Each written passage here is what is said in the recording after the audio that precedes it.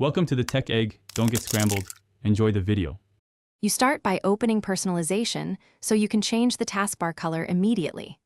Right-click the desktop and choose Personalize.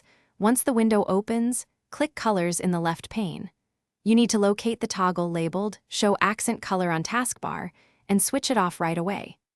Doing this removes the colored overlay and reverts the bar to default transparency or light/dark theme. Make sure to confirm the active theme setting so the taskbar uses the intended neutral appearance. Once done with the color toggle, you continue by checking your theme and transparency settings to ensure consistent results. Under Personalization, pick light or dark to match the taskbar style, and then toggle transparency effects off if you want a solid neutral bar.